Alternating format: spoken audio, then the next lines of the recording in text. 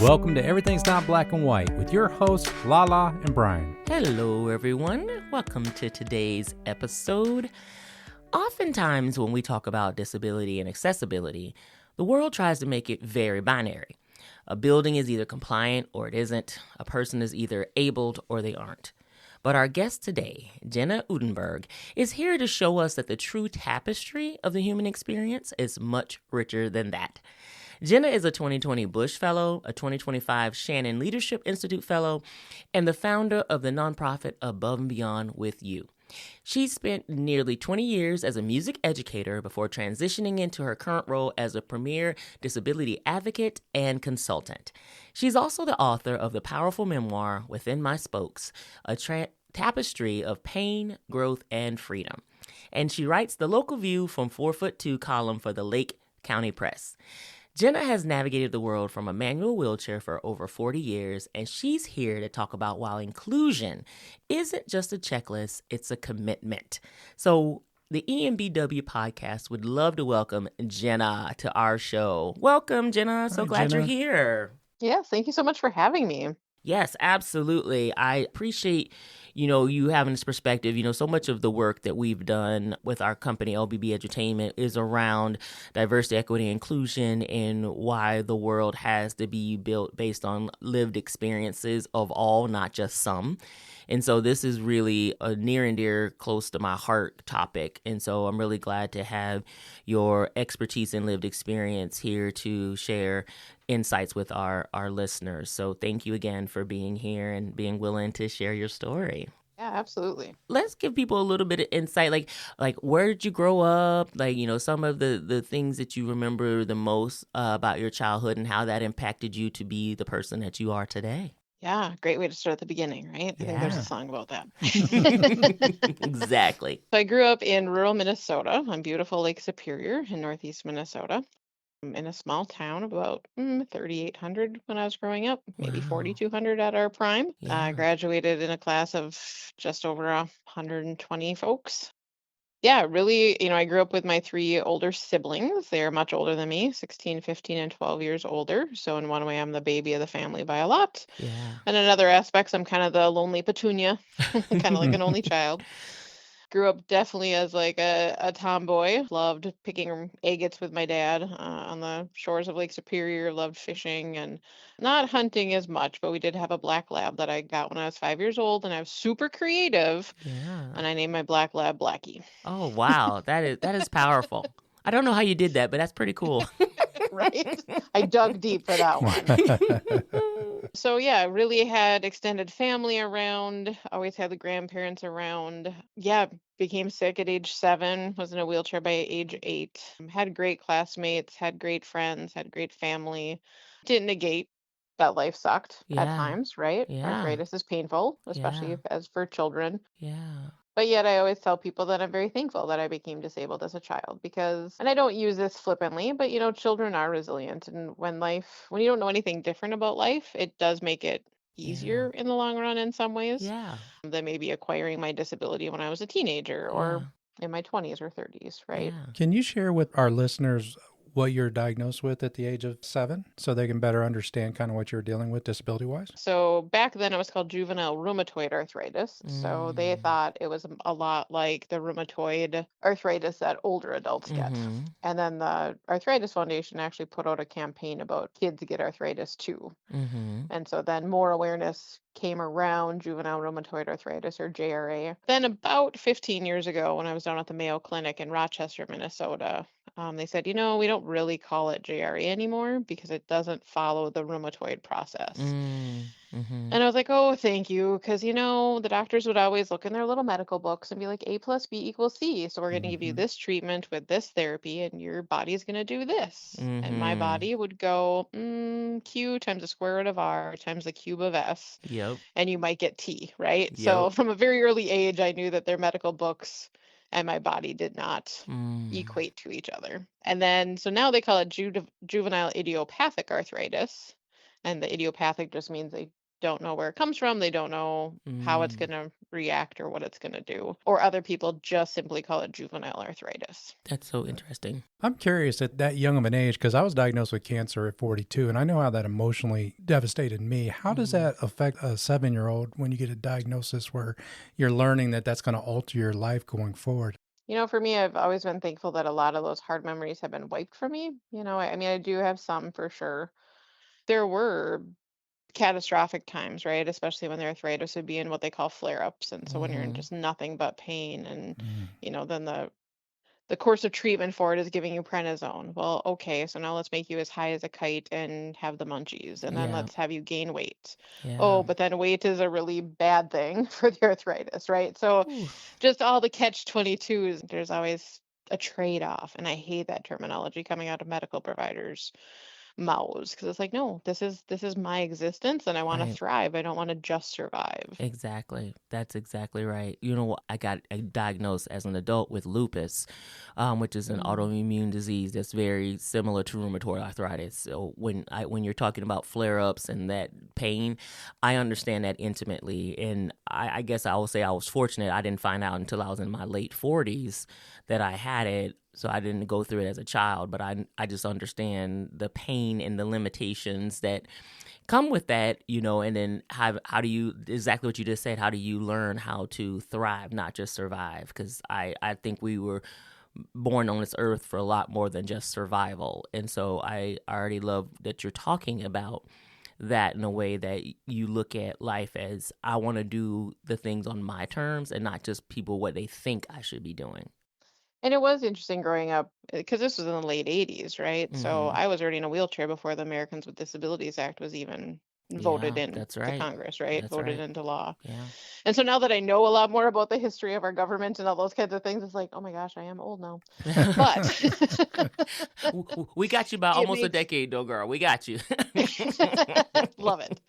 So it is interesting. And so, getting kind of back to that first question too, it was like until I really got connected to wheelchair basketball and connected to my other culture and connected to my other community, I didn't know because there wasn't representation. And even though today we're still fighting tooth and nail to get representation, within the media industry, Yeah. within the arts, Yep. within business, Mm-hmm. right? Like in all the things, because like when 1 in 4 Americans identify as being disabled, and of course, disability is not just wheelchairs, disability is not just mobility disabilities, Right. right? Like that's a ginormous number. Yeah. And when I look at that statistic, because we can kind of make data say whatever we want it to say, depending on our lean of things, right? Right.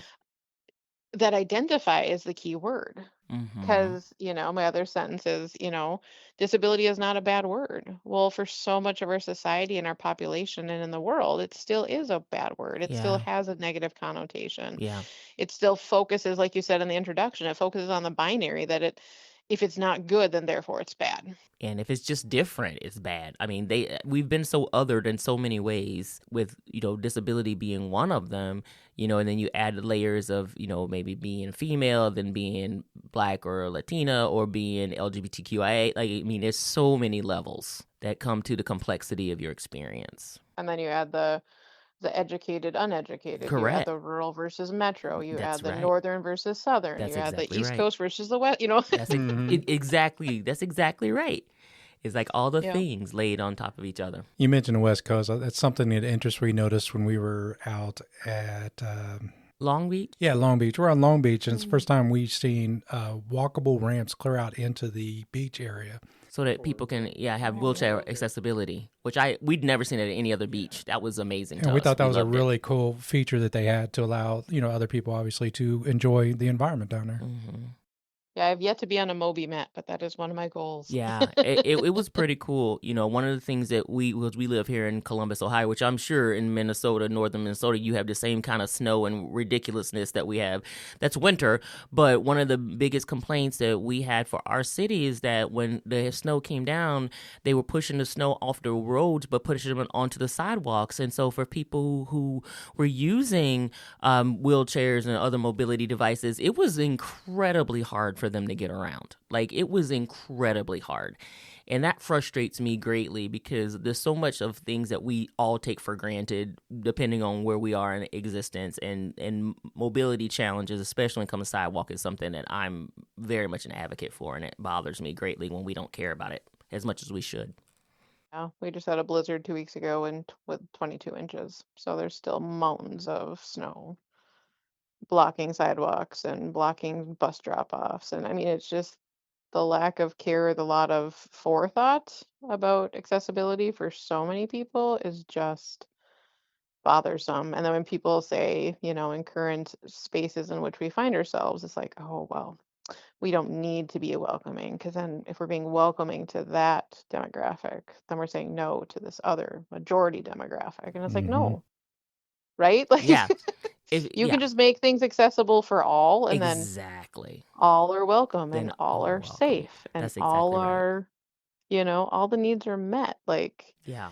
and other verbiages that drive me cuckoo now. Like back in the day, I didn't think about it for myself or when I was a teacher, but I'm like, your guys' needs are no more special than mine. But why do I get told that I'm a special needs person? Exactly. That, oh, girl, you just said a whole mouthful right there. That's exactly right.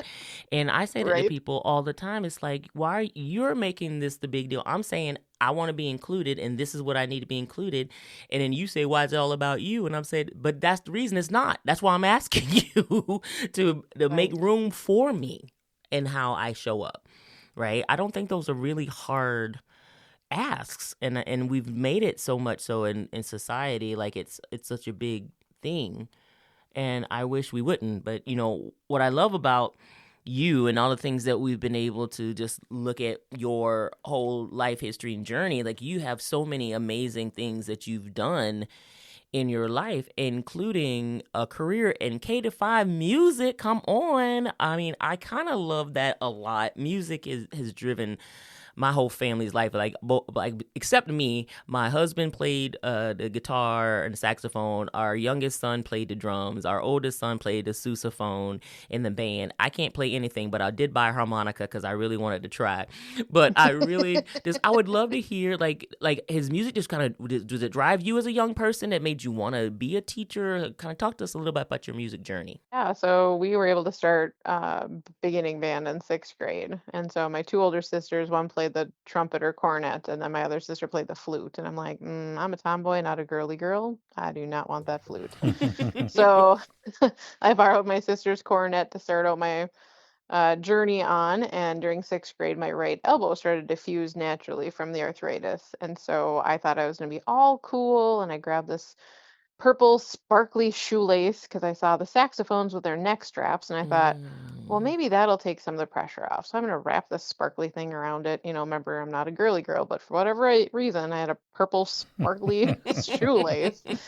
And so I started teaching myself how to play left-handed, and I had a very well-known trumpet player as my teacher at that time, and he was finishing out his career, so I only had him for 2 years. And literally in 6th grade, he came to me and he said, well, you know what, you're gonna have to start picking out a different instrument because there's no such thing as a left-handed trumpet player. Mm. And I went, oh, you just told an Odenberg no, and that there's no Ooh. way? And You sit down, buddy, because here we go. Like, hold my beer, buddy, because here we go. I'll tell you what, love it. Right. that was such a thing back in the 70s and 80s when we grew up. It's just like there was no exception to the rule that you can thrive and be successful in something that may be a little more challenging or difficult for you to achieve. Mm-hmm. Right. And it was more the adult fixed mindset That's Yes. exactly than the right. actual functionality of what you could do. It's so funny that you say that because I often say to people, I'm still a third grader inside me, right? And so when that third grader says, I want to try this and I'm a little afraid, but I'm going to try it anyway, like she takes over everything for me because I'm like, I always want to have that childlike curiosity and sense of adventure. And even if the answer might be no or it didn't turn out the way I wanted to, at least I know, and I tried and I had that enjoyment. But what you said earlier, adults get so afraid of either looking embarrassed or looking ridiculous or having somebody talk about you or just fear of failure. And I'm like, yeah, but what would you do if you were 10 or 9 years old? Like you would feel like you were invincible and you could do anything. And so it's kind of tapping back into that childlike spirit, that childlike heart that honestly helps propel us as adults. So I never want to grow up in that particular perspective. I always want to have that curiosity and adventure living in me. Grab that blankie, put it on like a cape, grab the long roll of gift wrap tube thing or a toilet paper roll and grab that pan top Yep. or an old metal garbage thing, and the world is your oyster, right? Exactly. Yeah. So you learned how to play the trumpet with a left hand is what I'm hearing you say. Yeah, and it really came down to my 8th grade band director. She was only officially my teacher for a year, but she found my different musical talents. She found out where my negatives were, like Jenna, you're just listening and then you play it and you play it really well, but you have no idea how to read music to save your soul. So let's teach you this thing called rhythm. Yeah. I'm still trying to learn that. Right? And I'm still deficit at it even after teaching it for almost 20 years. I But love that.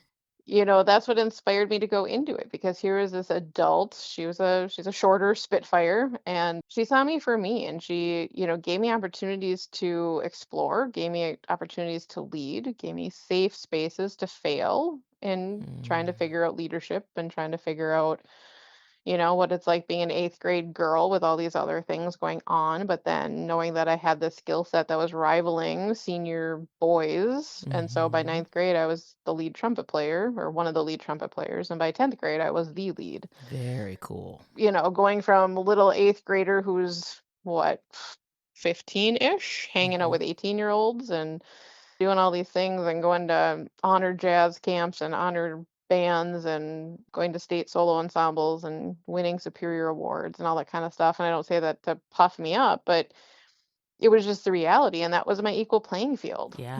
Like that's where I could just let out the frustrations of the world, right? Lead trumpet players were known to be arrogant. We're known to be higher, faster, louder. We're known to be, like, especially in jazz, like, this is my band. I have to lead you and I have to follow the other leaders, but if I lead the band astray, then that's on me. Yeah.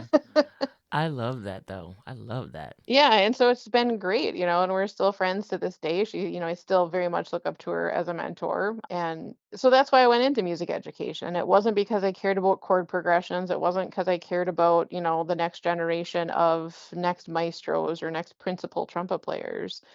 But it was like, where are the kids? Where are those ostracized kids? Where are those kids that music needs to become their language? Or maybe it's not going to become their language, but they need a safe place to just figure out who they are or just exist in. And so that's really what drove me for those 19 years as an educator. That's amazing. That's great. You mentioned the ADA back in the 80s coming about, and that brought on the sidewalk ramps and ramps going up steps and whatnot. So it made it more viable for you to be able to move around and get around. And as progress has happened, like DEI really became the voice for that particular act. And with the current administration, do you feel like we took a giant step forward to take a giant step back the way things are going now? Oh, absolutely. And I will say, I don't try to be a Debbie Downer in any sense, but I try to be a realistic Rachel. Mm-hmm. There was and are many places, even within the DEI framework, that I and people within disability community and culture butt heads with, because so often we're like, where's the A? Where's accessibility? It's supposed to be DEIA. Okay. And so then even when you're working with some practitioners, like, well, it's just there. That's in the inclusion. And I'm like, no, like, again, like, it's okay to build a ramp and say that I'm building a ramp because I want disabled people to be included in the work in which we're doing, or to be included in my home, or to be included in my small business. Mm-hmm. And yet so often we hear, oh, and those moms with their strollers. Oh, and those delivery folks with their big, and it's like, well, can two things be true at the same time? Exactly. Yes. Yeah. That's exactly However, right. it's okay, and people with disabilities have worth and are enough for us to spend money to build a ramp. Yeah. We don't need to placate it and then add all these things in. And I'm guilty of it, right? Like, I myself, as somebody who grew up in non-disabled culture primarily and have my own ableism that I'm working through to unlearn, Sure. because I've said that a million times. Oh, yeah, and it's great because then these young moms or these young dads or these young families with strollers or whatever. And it's like, no, Yeah. It's okay that grandma in a chair or 5-year-old in a chair or Yeah. you know what I mean? Like, Yeah. and I would say, getting more back to your question is like it is shocking at how quickly Mm-hmm. people fold. Mm-hmm. I find it interesting because so many people, there's such a negative view on DEI from certain members of our society here. I just Mhm. really don't think they understand that a lot of DEI, for instance, you're familiar with the NHL, having a Minnesota Wild there. Here in the Columbus area, I just went to a Columbus Blue Jackets game, the NHL game there. And one thing they had, and actually last night was our diversity night. So one of the things that they're really promoting was the fact that they have the soundproof ear. Yeah. Sensory. Yeah, Oh. for people with sensory overloads, whether it's somebody with autism or it's a vet, because I don't know if you know, but in Nationwide Arena here, they blast a cannon off every time they score a goal instead of a foghorn. So Oh my. it's Yes, loud it's and very it can loud. be traumatic. And like for someone to be upset about making that accessible for a child or a vet even to sit within the organization in the stands and watch a hockey game, it's like I really just don't think the educational process of what DEI or DEIA, as you would prefer to call it, which I like the sound of that, by the way. I just don't think people have the education or knowledge. Do you know any way do you think that could be brought back around once this administration's out of office? Well, number one, right? Like we in human nature, we are just selfish. We have blinders, and Yep. until something directly impacts us, Yep. or we are such a control, power orientated society and country. Yeah. So if anything threatens that power or Mm-hmm. perceived power that we have Mm-hmm. or don't have, Mm-hmm. then it seems like then it's on like Donkey Kong. Mm-hmm. Mm-hmm. And that's sad, right? Like if we actually value all human existence, Right.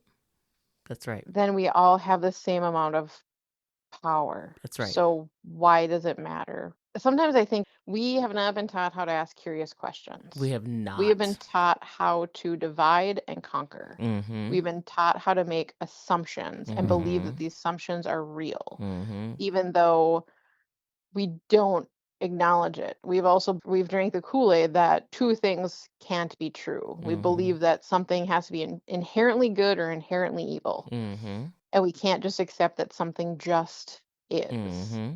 And it's shocking, but again, I'm in my mid 40s now, so parts of my filter are a little larger, so bigger boulders fall out. Mm-hmm. Wait till you get to your 50s. Oh yeah, wait till you hit mid-50s, girl. Like as people say, Watch my out, world. my zero fluxometer is very, very low. Correct. Yes. And as somebody in my professionals in my 30s and other colleagues were hitting their 40s and 50s, and I'd be like, well, you just think you're all that. And then I'm like, yeah, no, now I see it. we Now do. I feel it. I get it. So facts. And as a child, we used to make fun of grandma for popping off saying something a little off center. We're like, now that we're getting older, like, hey, Yeah. makes sense. Grandma, we see you now. We get it. See you. And then also with your question too, it's, I'm kind of excited to watch the boomers go through because disability is just a part of the natural Mhm. process. That's exactly right. That's exactly right. It's so funny because like 2 years ago, there was a woman who had a big career, I don't remember what, and she's in Minnesota and got a disability, acquired it, later in life, whatever. And it was like within months to the first year for disability. And she was just mad as heck and wasn't going to take it anymore. And I applaud her for that, right? Like, and Mhm. made some big things happen in different stadiums and different big spaces within our state. And awesome, kudos, right? But then Yeah. I'm sitting here, somebody who's been doing this for 38 years, going, yeah, and what about all the people that have been writing the Exactly. letters, sending the Mhm. emails, That's right. boycotting, That's right. all the ways? And then it's just like, can you invite us in? That's Like, right. let's invite people into the work instead of like, I'm mad as heck and I'm not going to take it anymore. And because I'm going to use my clout or my education or my connections, like, yes, please, let's work together in that. It's not Right. bad to use our social capital, but let's also involve more folks from disability culture Right. because we have the saying of nothing for us without us. Oh yeah. And We say that and all the until the time. last year, I was like, I didn't realize how much people do for us or do to us, but they Mm-hmm. don't do with us. That's exactly right. It's so funny again that you said that. Like you are in my brain right now, which is so wild. That's a jungle up there for real. But we work a lot around equity centered design, and so one of my business partners and I, like, we literally say you cannot design systems for anybody if they're not involved in it. So you can't say I'm going to do this for the disability community unless you're talking to the disability community. You cannot say I'm doing this for women if you are not talking to women. Like, I mean, that's just 100% of nothing about us without us. And I, it's so funny. I've been saying that for 10 years. I am old. But I think it just makes so much sense. It's like, how can you feel a need if you don't understand the need? And so you have to talk to the people with the need to know what works for them. And so I just wish more companies, I wish more organizations, governments, communities did more of that, and not just saying, well, I'm going to do this out of kindness of my heart. I said, well, you might think it's kind, but it's kinder if you include the people, not just give the money and say, do this because I said so. Yeah. Well, and it's so funny too, because it's like I get it, especially after doing community leadership for the last, well, almost decade, I guess. It is 2026. Oofda. But it's like it is harder to slow down and to step back and to make sure the right people are at the table and that the right people are at the table throughout the whole process. Don't call me and my nonprofit in after the building's already made, That's right. after you've already been in it for a year and doing your grand opening, and you're looking for the sticker to be pinned on your nose. Because it's too late. It simply is too late. And it's not too late to remedy stuff, right? Like, don't get me wrong, but it's too late to not have a huge rebuild or retrofitting. And That's it's exactly always right. more expensive to do it that way Always. than to engage people. And then what I get is like, well, Jenna, we don't want to talk to you because you're only going to bring the aspect of, manual wheelchair use. And I'm like, That's not fair. right? Like, have you had a conversation with me? Right. Do you Yeah. know how many years I was a teacher? Do you know how many years I did adaptive music? Do you know how the connections I have? Do you know that I'm not just going to sit here as a stakeholder and not involve the rest of my Right. community or Exactly. give you connections to us, to lived experiences that I don't possess? Like, Right. yeah, so like they think they're trying to be inclusive, right? They're trying to be compliant by checking things off a checklist or living up to the bare minimum of the Bare code. minimum. That's right. Gosh, we've seen that in the corporate space so many times. They just want to get that check, like you said, and beyond that, they could care less. Right, but if their child or grandchild gets disabled and they can't come see grandma or grandpa in their executive office, well, then heads are gonna roll. Exactly. That's exactly Their right. grandchild can't work in their company that they're grooming their family to take over. You know what I mean? Like, we as humans are just disgusting sometimes. Myself included. I mean, we all are. That's exactly right. And that's the so interesting part is that we should be able to see all of our frailties. That way, we're not sitting in that seat of judgment all the time, right? Because we do that because we know we've all been conditioned. Society's conditioned us for the think people are less than because of different demographics that they have. We've been all conditioned for that. I tell people all the time, like, I'm a black woman, but do I have racism in my blood? I sure do, because I've been taught my whole life to be racist, right? We've been taught that. So, you're exactly right. We've been taught these things and we have to unlearn them and learn differently and to open and welcome other perspectives if we really want to understand how this world works better. And so it's super important. Right. And then even like in disability stuff, like there is a hierarchy. It Like, is. there's a hierarchy in any minority group, I would dare say. Yeah. In any culture, right? Yeah. And yet it's so funny because, they look at my demographic and they go, "Oh, you're so inspirational. Oh, you poor little girl. You've overcome so many things." And it's like, nope, I can be a jerk. Yep. Disability is your superpower. Yep. Right. Yeah. And I'm like, no, I can be a jerk. I can have bad days. I can have hormones. I can have all the things. Yes. And it too can be true. And I don't need to be your inspiration porn. Like, Right. I'm just living life. I'm going to my job. Do you go to somebody who's not in a wheelchair and go, "Oh, thank you, CEO, for showing up today. You're so inspirational." Exactly. Yeah, it's exactly right. And they'll put that on you. Then they're like, well, y'all just want all the special treatment. No, I don't. I just want to be treated fairly, Yeah. like me, invited in to be myself, right? Like, it's not that hard, but we make it a lot harder as humans. So I would guess then my question for you as we start to kind of wrap up our conversation is like, what do you think people who are not disabled, who are living in this world, what do you think they can do to be the best advocates and allies in this world, as we look through how the society treats folks, how the world is structured, done, what can we do to help each other better? Yeah, that's a loaded question, but it's a great one. A lot of it comes back down to the golden rule, right? Treat others how you want to be treated. And yet, in that, we have to understand our unconscious bias. We have to understand our ableism or our racism. We have to understand our connotations that we have. And so, another great practice, I would say that I've heard in the last year or so is if it's something you would do for someone who's non-disabled, then you better do it for those that are disabled. And it might look different, it might act different, but it's like if you're going to hold the door open for the next person, what does it matter what that person looks like, functions like, or acts like? Right. I think it's always just doing the next right thing at the next right time, right? I was just spoke this fall at a women's conference. I was like, they had asked, so what's like one easy thing we could do? I'm like, so I have arthritic hands, all those toilet paper dispensers that are like fully encased.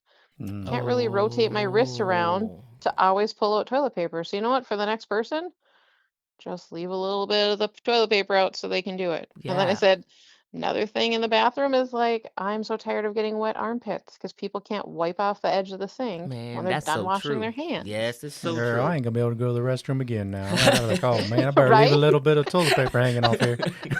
And that's exactly what all the women said to me. I'm like, great, I'm going to be known as the toilet queen. But Yeah. it's just those little things of like thinking Yeah. about the people that are alongside of you and the Yeah. people that are coming behind you.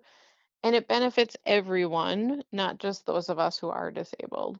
But I Right. would also say for those that are in a non-disabled body currently, doesn't mean that tomorrow that their identification isn't going to change, That's right. is be an ally when you can and don't act like you're all that in a bucket of fish, meaning, like it's all about you. But stand up when you see an injustice. When Yeah. you're at a hotel and you see that there's not a lower part of the front desk, say something. Yeah. When you're at a medical facility and you see that they have the lower desk, but not a single provider is sitting behind it, Yeah. say something Yeah. because it gets exhausting being the one always saying it. And if they have the unconscious bias of like, whatever, it's just that know it all chick in a chair that's telling us how to do our job again. Yeah. But then for whatever reason, one of you strides up and says, hey, I want to go over to this desk because I'm pretty sure you're supposed to have this lower desk available. That's right. Then they're going to sit up and go, oh, we just got schooled by somebody that has an invisible disability, but we don't know that they do have an invisible medical condition. Got it. Shoot. You know what I mean? No, facts. For sure. For sure. So, yeah, so we all have a lot more power and a lot more ability to make things better if we just slow down. And that would be my last thing. Is like just slow down and have the conversation. Yeah. Look at your friend group. If you don't have somebody that is either identifying as someone who is disabled or maybe has a disability or a medical condition but doesn't use that label, which is again totally fine. But if you look throughout your friend group or you look throughout your colleagues or you look throughout the people that you employ, there's something wrong there. That's right. Absolutely. Let me ask you. I don't mean to pull you into the worldwide controversy of this subject matter, but you were speaking about the toilet paper. Is it over or under Oh my the proper way, especially night. to help you out? Good I'm trying to get some clarification because I just want to make sure. Oh, for me, it is always over. 'Cause when I have Over. my one arm that can't reach things because it's pretty much stuck straight. Okay. If it's under, when Jenna goes to pull, I'm like a cat Yeah, and I it get just the keeps pulling. whole Okay. roll. Yes. But if it's over, I can use my what I call my hook, my right arm, to stop it and just rip. So it's always over in Jenna's world. Okay, well, and that's going to be the way it's going to be in my world now, too, because if I know there's a Jenna out there that needs that, then I'm going to do it. That's the proper way to do it, no matter whether you think it's over or under. Right. I'm glad you said that, because that's an argument here in our house all the time, because I'm an under girl and he's an over guy. So now that you've given him the leverage on me, we're going to have over going forward. Well, I always know when my sister's been in my house and she's changed the role, because I'm like, what are you doing? Remember, you're in my house, not your house. It is so true. Oh my goodness, Jenna, you are such a delight. It has been so fun chatting with you. We'd love to give you a chance to spotlight anything that you are working on, or if people have a way to get in touch with you and connect with you. Let us know how they can do that. Yeah, I would love for people to check out our website, aboveandbeyondwithyou.org, and it's the letter U, because my little kindergartners couldn't say Miss Odenberg by the time I flew down the hallway, so they changed my name to Miss U. So Above and Beyond with You, and you can find us on socials of LinkedIn, Facebook, and Instagram. And my book, Within My Spokes, is out there wherever you buy your books, and all those proceeds go to the work of Above and Beyond with You. We do consulting and training and site assessments and just tons of work to make things more accessible and more inclusive, not only in Minnesota, but throughout the world. Awesome. And everybody out there listening, those details will be in our show notes.